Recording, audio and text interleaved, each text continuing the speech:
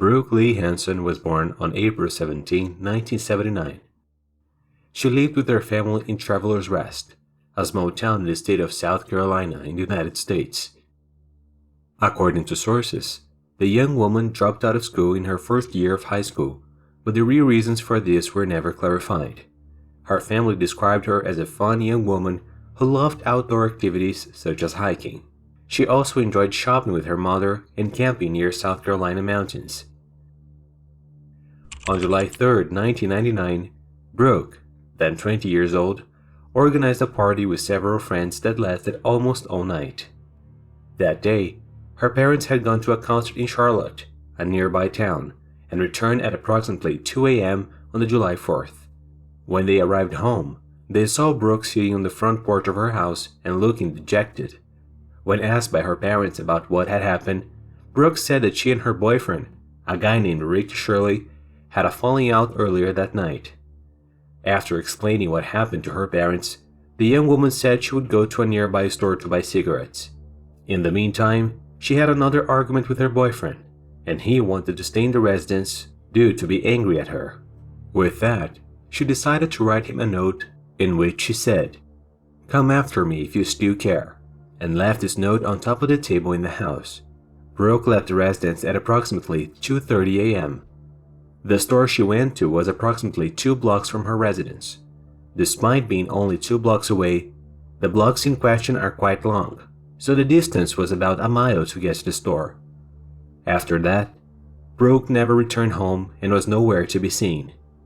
Christy Metcalf, an aunt of Brooke, said in a later interview that she was with the girl's parents when they returned the early hours of July 4th. She confirmed that Brooke was sitting on the porch and that the young woman's boyfriend, Ricky Shirley, was inside the house. According to her, the last 2 people from the party were leaving by the time they arrived. Christy said she returned home and called Brooke's mother, Kathy, around 7 a.m., to which the woman replied that she couldn't speak to her at the time. So the next day she went back to the Henson house around 3 p.m. When she got there, she said she knew right away that something was very wrong. It was then that she received the news of her niece's disappearance. Christy recommended that Kathy report it to the authorities, as 12 hours had passed since she left the house. The two then called the police department to report what had happened. Shortly thereafter, an officer named Hendricks from the Travelers Rest Police Department arrived at the residence and wrote an incident report based on Kathy's statements. The woman told about the conversation she had with her daughter, her argument with her boyfriend, and the young woman's decision to go buy cigarettes at a nearby store. About the boyfriend, Kathy said that he stayed in Brooke's room and that he was probably sleeping.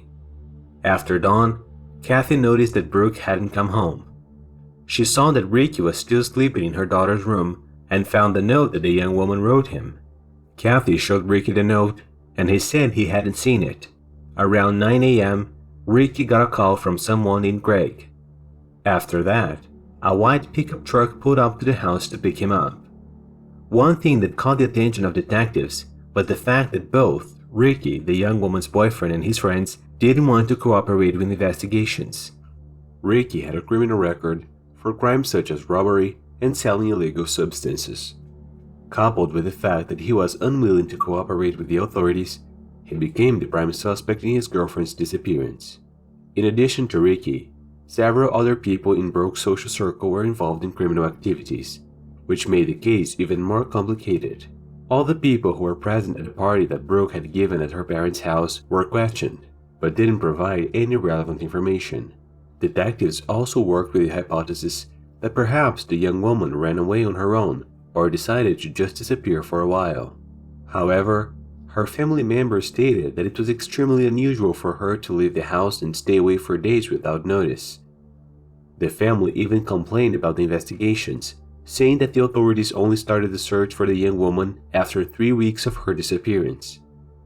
In an attempt to find the young woman, the police reconstructed the entire route she had taken that morning, but even so, they were unable to find anything. When she disappeared, Brooke was wearing a beige top, green and brown shorts, black sandals, a silver bracelet, and a silver watch. Unlike other cases of disappearance, where several people gather in groups, Whether authorities or even family members volunteered to look for the missing person, in this case you hardly saw people looking for Brooke. It is not known for sure why this is, but mostly 3 people were seen searching for her. According to sources, none of her friends mobilized to carry out searches. As Brooke's boyfriend, Rick Shirley, was the prime suspect, all detectives' attention was focused on him. The young woman's relatives also suspected that the boy could have something to do with her disappearance. Realizing that the eyes of the authorities were on him, Ricky hired a lawyer and decided that he would remain silent on anything involving his girlfriend's disappearance. Obviously, this attitude made the young woman's family increase their suspicions about him even more. One of the detectives in charge of the case, a man named John Campbell, said that every time he tried to question Ricky, the young man would go silent and refuse to talk. Despite all of Ricky's strange and suspicious behavior, people who knew him said he was more concerned that the police would find out about his criminal activities than his alleged involvement in Brooke's disappearance.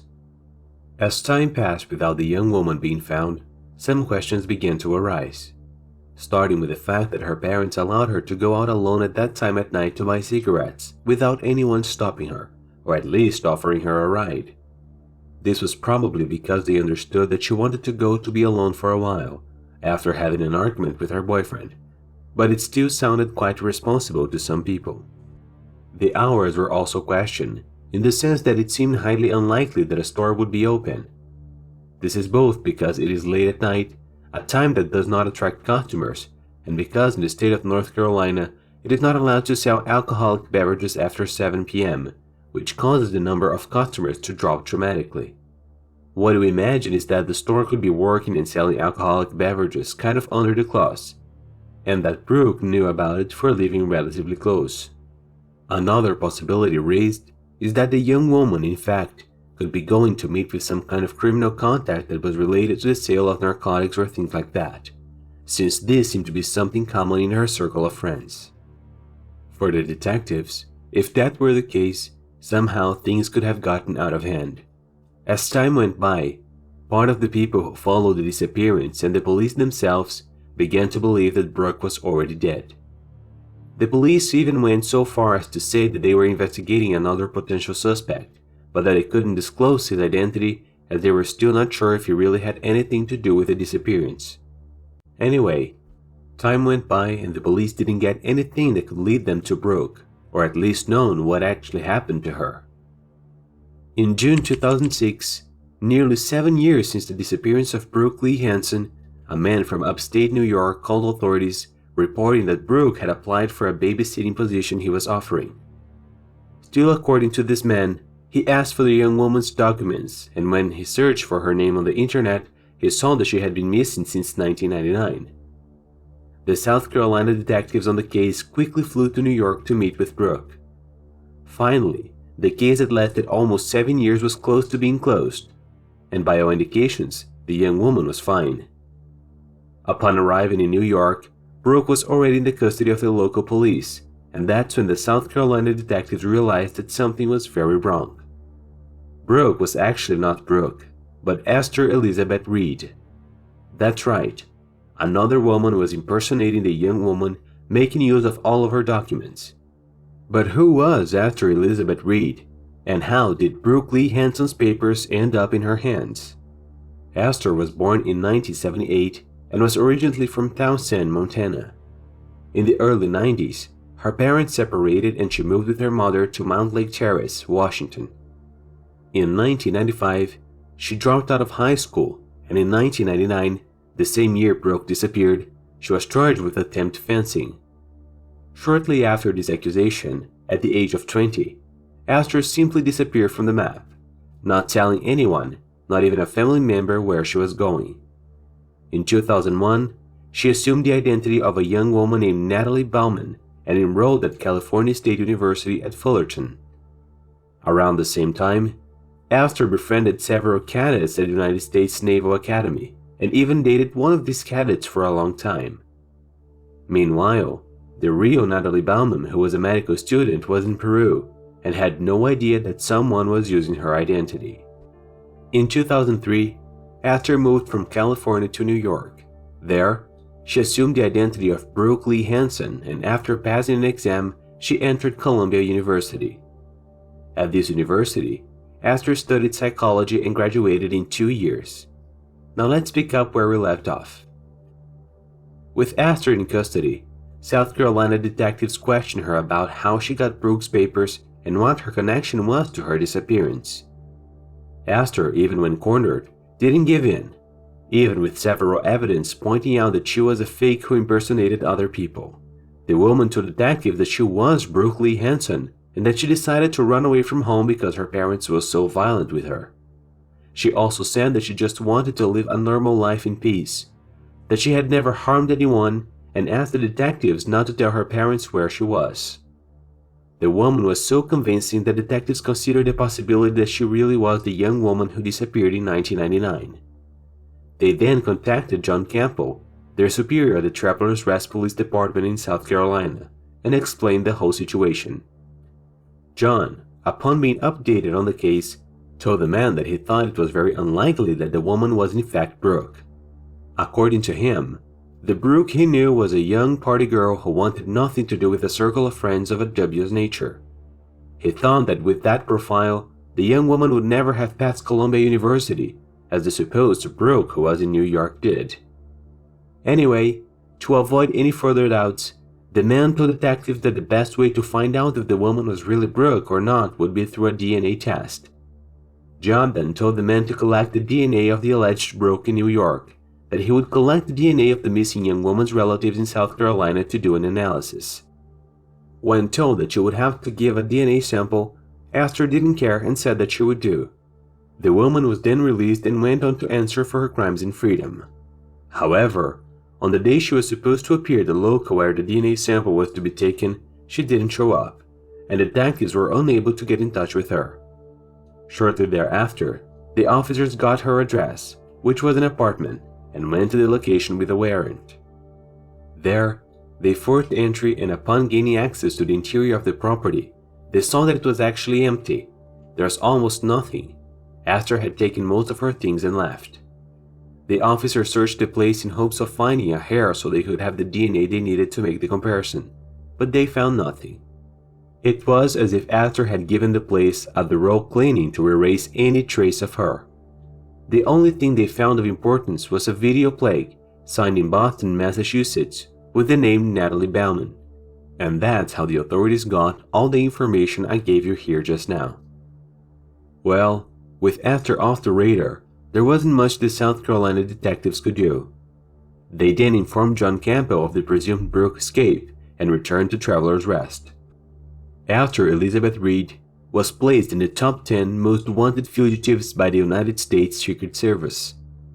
This is because, after collecting more information about her and the identity she assumed, there was a huge suspicion that she was a spy in the service of an enemy nation.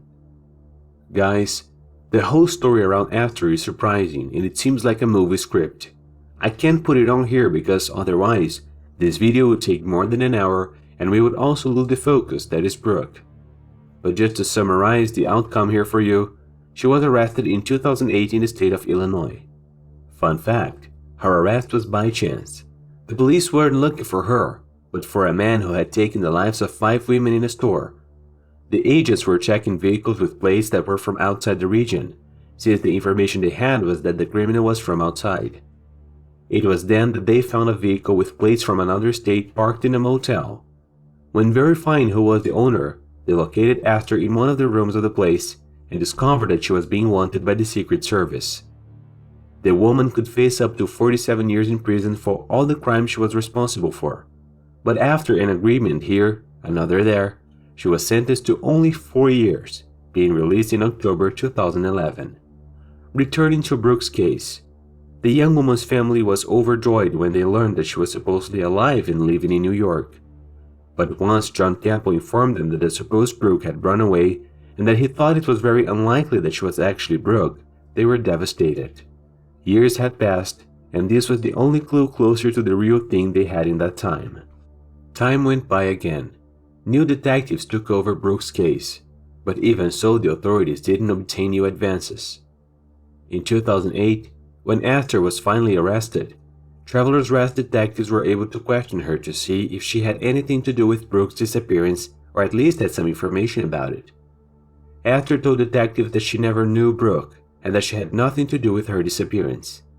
She also said that she only found out about her disappearance, and after research she discovered information that helped her create false documents with the young woman's name. The woman claimed that she had never wanted to harm anyone and that she only did what she did to overcome her painful past.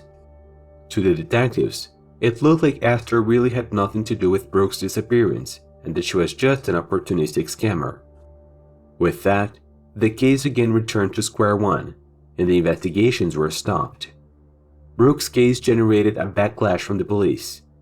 This is because, according to some people, the police officers involved in the case did investigate it vigorously. In addition, the case was also marked by some controversies. According to Brooke's parents, the cops broke into their house without a warrant while they were gone and rummaged through the inside. After that, the young woman's parents would have threatened to file a compensation lawsuit against the Travelers Rest Police Department if the officers involved in the action were not punished. As a result, a few months later, the officers involved resigned from their posts. There was also the case of a videotape that was sent to detectives at the time of the disappearance.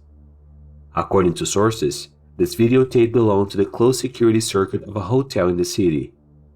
It contained footage dated July 4, 1999, that showed a young woman very similar to Brooke entering the hotel but never leaving.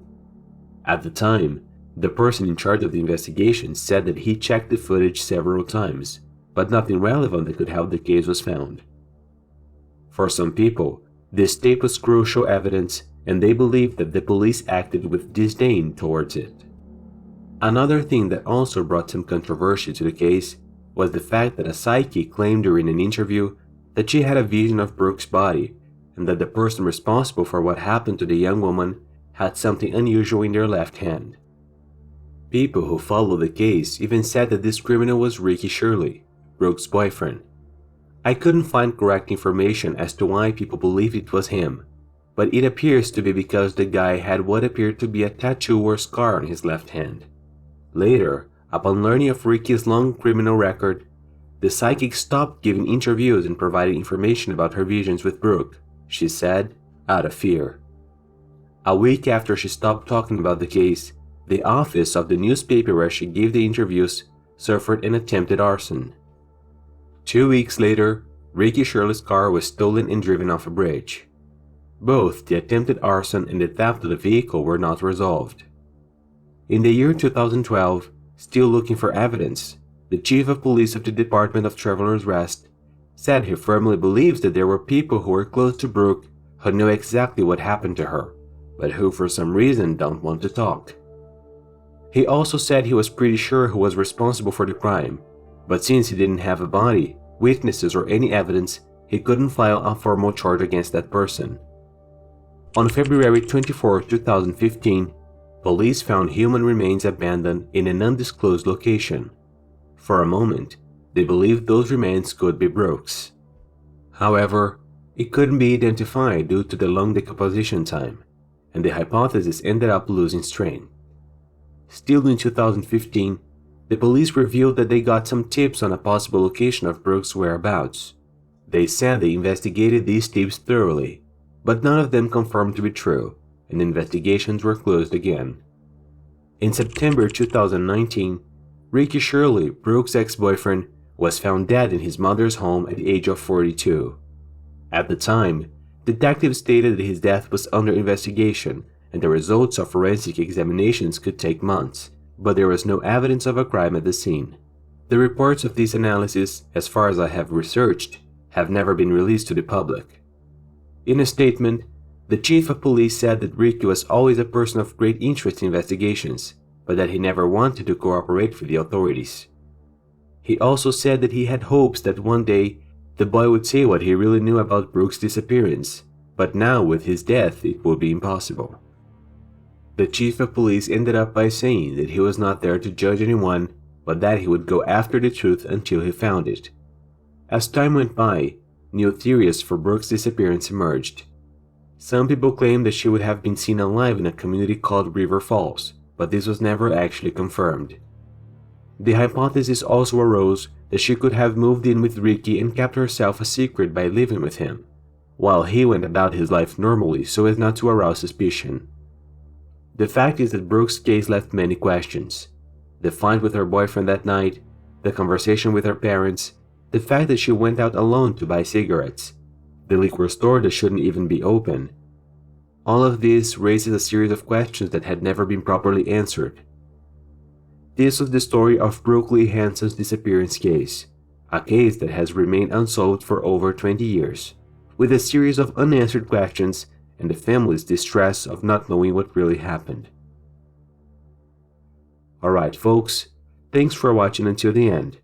Best wishes, and I see you next time.